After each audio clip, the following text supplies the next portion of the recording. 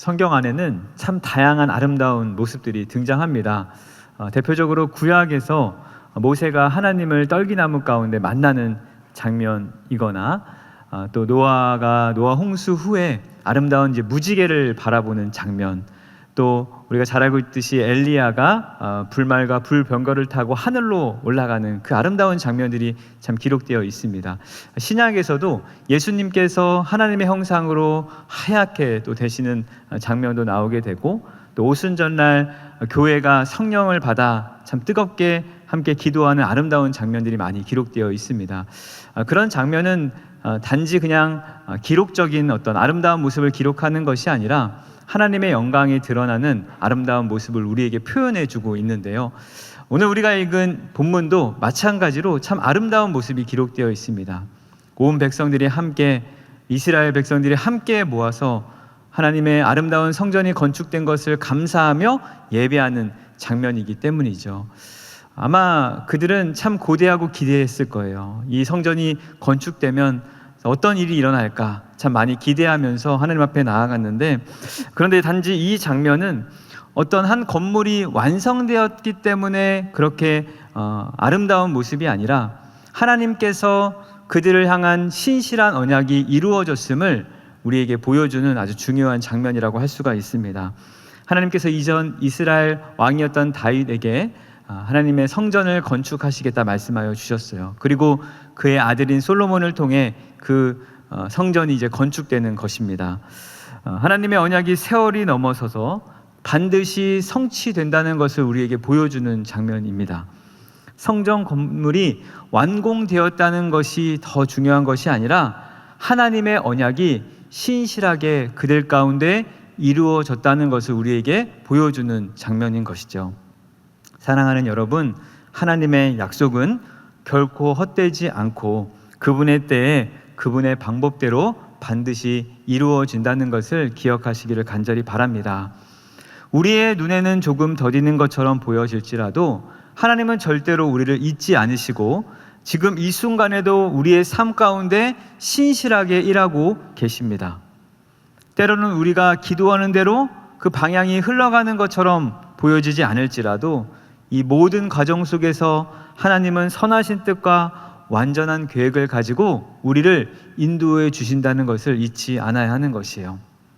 지난주 담임 목사님의 말씀을 통해서도 우리가 확인할 수 있듯이 이 믿음의 길은 때때로 인내를 우리에게 요구합니다. 약속이 성취되기까지의 그 인내의 시간들은 결코 낭비가 아닌 것이죠. 우리를 준비시키는 하나님의 시간임을 우리가 잊지 않고 이 시간들을 견뎌내야 하는 거예요. 하나님은 하나님의 백성들이 그 약속들을 온전히 감당할 수 있도록 성숙시키시고 다듬으시고 또 훈련시키는 이 과정을 통해서 우리를 하나님이 보시기에 아름다운 백성으로 그렇게 빚어가시는 것입니다. 여러분, 혹시 눈앞에 있는 현실이 우리 가운데 찾아올지라도 절대로 낙심하지 말고 말씀 속에 담긴 그 하나님의 약속을 굳게 붙들고 그것만을 신뢰하며 나아가는 저와 여러분 되기를 간절히 바랍니다. 하나님은 어제도 오늘도 그리고 영원토록 동일하시며 그분의 신실하심은 한 번도 변함이 없으십니다. 지금 이 순간에도 여러분의 삶 속에 그런 약속의 말씀이 있다면 그 약속의 말씀을 굳게 붙잡고 지금 당장 이루어지지 않더라도 절대 포기하지 않고 낙심하지 마시고 더욱 기도로 나아가는 저와 여러분 되기를 바랍니다. 오늘 본문에 보니까 그렇게 하나님의 약속대로 성전 건축을 지음받은 솔로몬이 가장 먼저 하나님께 기도하며 나아가고 있음을 우리가 보게 되죠. 지난주 역대하 1장에서도 솔로몬이 처음 왕으로서 한 일이 바로 하나님을 예배하고 하나님께 기도하는 장면이었어요. 이 성전이 완공되고 나서도 가장 먼저 그가 한 행동이 기도였다는 것을 오늘 본문에서 설명해 주고 있는 거죠. 그의 시작도 그의 끝도 모두 다 기도였습니다. 그리고 그런 기도가 끝났을 때 어떤 일이 일어납니까? 우리 1절인데요. 솔로몬이 기도를 마침에 불이 하늘에서부터 내려와서 그 번제물과 제물들을 사르고 여호와의 영광이 그 성전에 가득하니라고 기록하고 있습니다. 솔로몬이 기도를 마치니까 갑자기 하늘에서 불이 내려와서 여호와의 영광이 성전에 가득 차게 되었습니다. 얼마나 그 모습이 장엄했는지 당시 제사장들도 그 성전에 들어갈 수 없었다, 이렇게 기록하고 있습니다. 또 함께 있었던 모든 자손들도 그 앞에 설 수 없게 됩니다. 그래서 모두 어떻게 합니까? 얼굴을 땅에 대고 엎드려 찬양하기 시작하죠. 선하시도다, 그의 인자하심이 영원하도다, 이렇게 고백하고 있습니다. 이 고백은 단순한 감탄사가 아닙니다. 이스라엘 백성들이 하나님께서 자신들을 신실하게 이끌어 주심에 감사하며 예배드리는 장면입니다. 오늘 본문에서 불이 내려와서 제물을 살았다는 것은 하나님이 그들의 예배를 받으셨다라는 의미를 담고 있고, 여호와의 영광이 성전에 가득 메었다라는 말은 하나님께서 그들과 함께하고 계신다라는 의미를 담고 있습니다. 사랑하는 여러분, 오늘 우리의 예배가 이와 같기를 간절히 축복합니다. 예배 가운데 드리는 우리의 기도, 예배 가운데 드리는 우리의 찬양, 예배 가운데 드리는 우리의 마음과 정성을 하나님이 받으시고 하나님이 함께 하시는, 하나님의 영광이 이곳 가운데 가득하는 그런 놀라운 예배의 현장, 우리가 함께 누리는 우리 모두가 되기를 간절히 축복합니다. 그런 의미에서 우리 한번 같이 따라해 보시겠습니까? 주님은 선하시도다. 주님의 인자하심이 영원하시도다. 이 고백이 끊이지 않는 우리 모두가 되기를 간절히 축복합니다. 이스라엘 백성들은 그들을 신실하게 이끌어 주신 그 하나님을 예배하였습니다. 그런데 이 예배는 단순한 의식이 아니라 하나님의 임재를 경험하고 또 체험받는 그런 자리였고, 10절에 보니까 결국 모든 백성들이 즐겁고 기쁜 마음으로 집으로 돌아가는 역사적인 사건이었어요. 저는 오늘 본문을 통해서 과연 우리가 어떤 예배로 함께 하는지 잠시 좀 살펴보려고 합니다. 먼저 4절을 보니까 이 예배는 모든 세대가 함께 드리는 공동체적 예배라는 것을 우리가 알 수 있습니다. 4절 말씀인데요, 이에 왕과 모든 백성이 여호와 앞에 제사를 드리니라고 기록되어 있습니다. 이 예배는 솔로몬 혼자 드리는 예배가 아니었어요.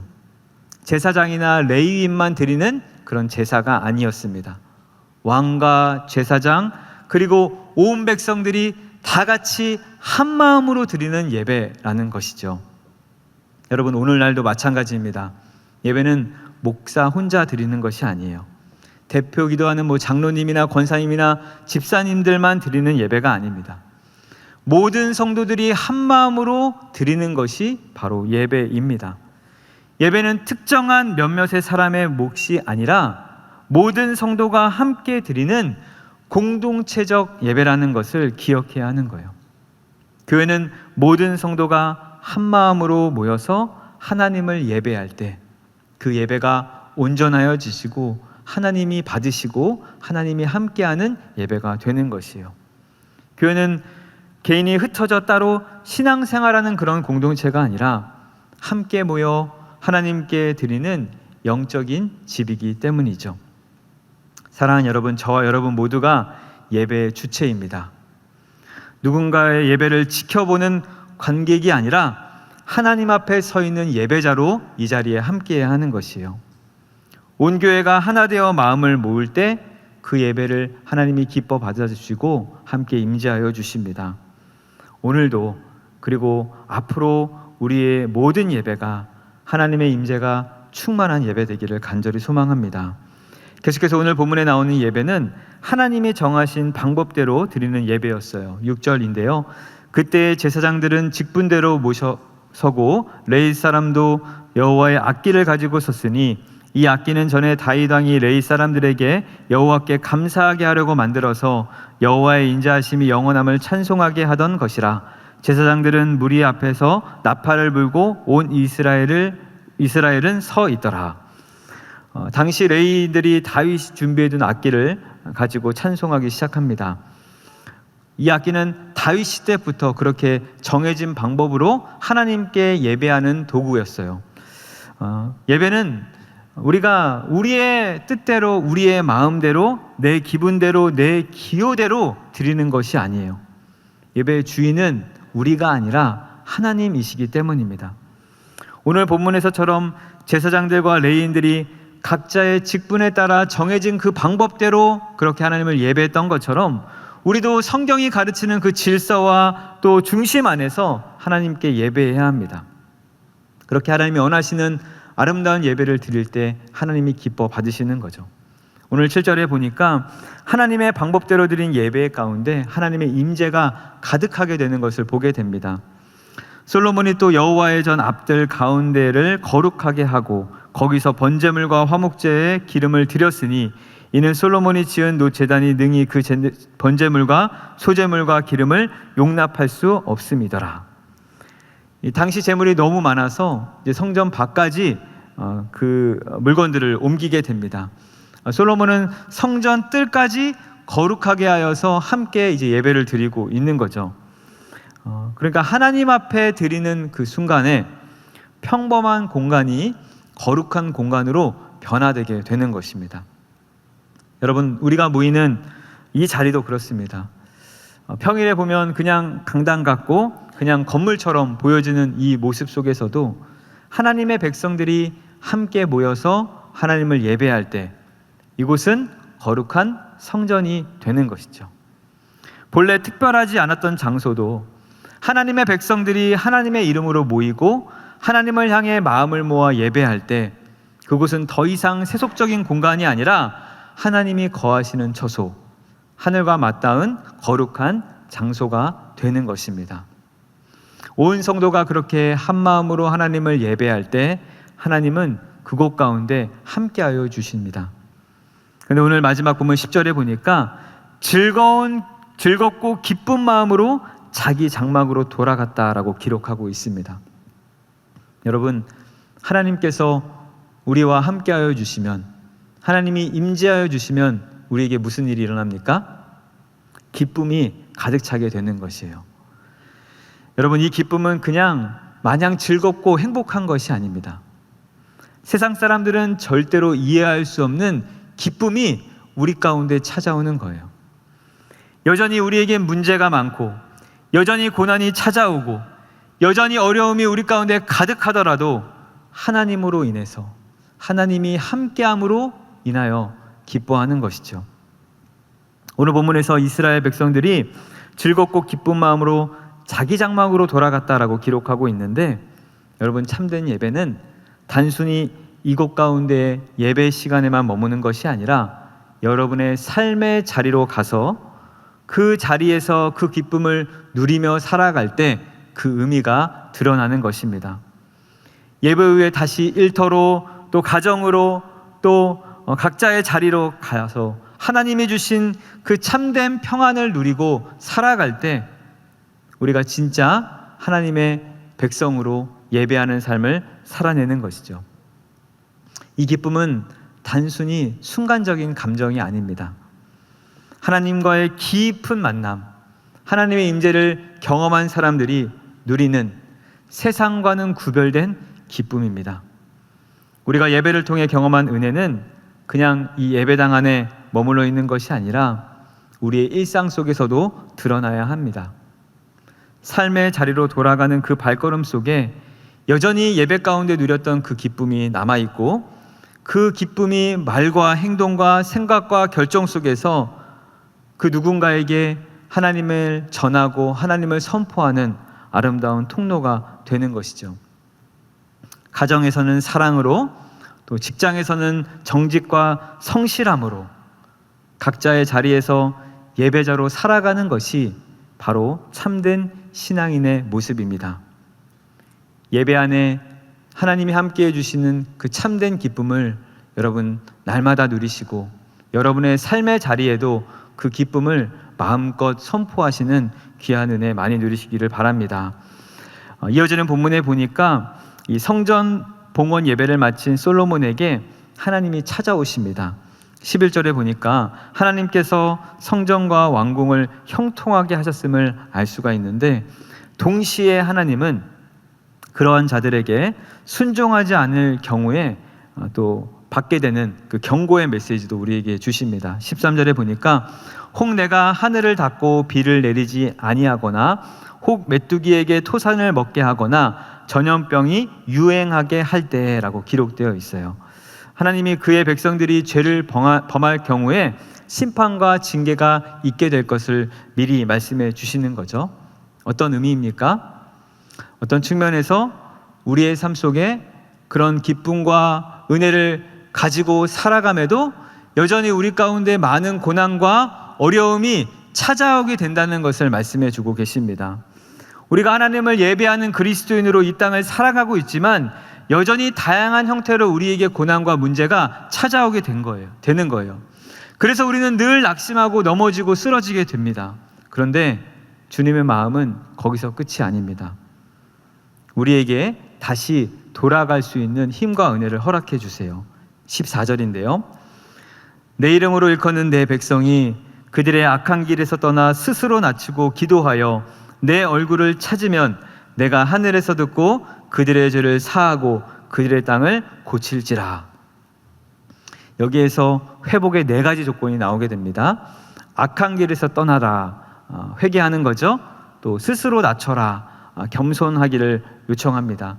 또 기도하라, 하나님께 간구하기를 요청하고 있고 하나님의 얼굴을 찾아라, 인격적인 회복을 의미합니다. 이 4가지는 당시 이스라엘 백성뿐만 아니라 현재를 살아가는 우리에게도 너무나도 필요합니다. 우리가 하나님 앞에 회개하는 마음으로 나아가고 그렇게 하나님을 구하며 나아갈 때 하나님이 우리를 고쳐주십니다. 그리고 우리에게 놀라운 약속의 말씀을 허락해 주시는데요. 우리 16절 말씀은 같이 한번 읽어보겠습니다. 16절이에요. 시작. 이제 내가 이 성전을 택하고 거룩하게 하여 내 이름을 영원히 그곳에 두며 내 눈과 내 마음이 항상 거기 있으리라.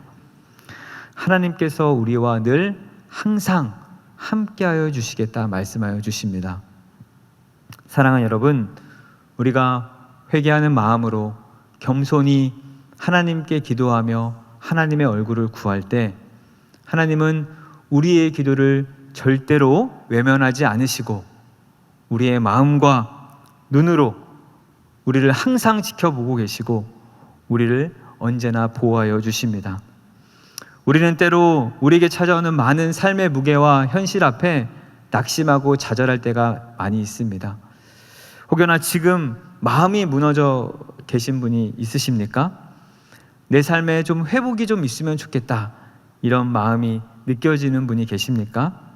오늘 말씀을 기억하시길 바랍니다. 내 눈과 내 마음이 항상 너와 함께 하겠다. 하나님은 결코 우리를 잊지 않으십니다. 두 눈으로 우리를 지켜보고 계시고 마음으로 늘 우리를 품고 계시는 분이십니다. 여러분, 그러면 우리는 어떻게 해야 합니까?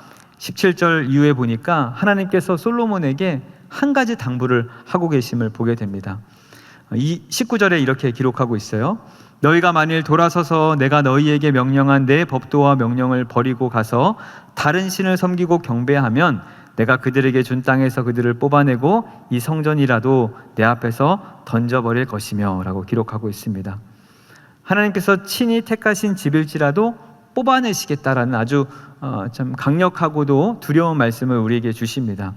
그래서 이어지는 21절, 22절에 보면 성전이 폐허가 되어 지나가는 자들이 어찌 여호와께서 이 땅과 성전에서 이같이 행하셨는가라고 놀라게 될 정도로 그 참 안타까운 일들이 벌어지게 될 것임을 우리에게 말씀해 주고 계십니다. 그런데 여러분, 그 이유가 무엇입니까? 본문에 보니까 그들이 자기 조상의 하나님 여호와를 버리고 다른 신을 섬겼기 때문이라라고 기록하고 있습니다. 여러분, 이 말씀은 오늘날 우리에게도 반드시 기억해야 할 말씀입니다. 오늘날 교회도 그냥 건물만 지어졌다고 해서 교회가 되는 것이 아닙니다. 하나님의 뜻을 따르고 말씀 위에 굳게 서 있는 공동체만이 하나님의 임재를 경험하고 하나님을 예배하는 공동체가 되는 거죠. 우리 하나님은 언제나 우리에게 거룩을 요구하십니다. 하나님이 거하시는 집이라고 할지라도 그분의 백성들이 불순종하고 타협하면 하나님은 그곳을 떠나실 수 있는 분이십니다. 우리는 그렇기 때문에 스스로 늘 물어보아야 하는 거예요. 오늘 우리 교회는, 오늘 우리 예배는, 오늘 우리의 가정은 정말 하나님이 거하시는 집인가? 아니면 겉모습만 남고 하나님의 임재는 떠나버린 껍데기만 남아있지는 않은가?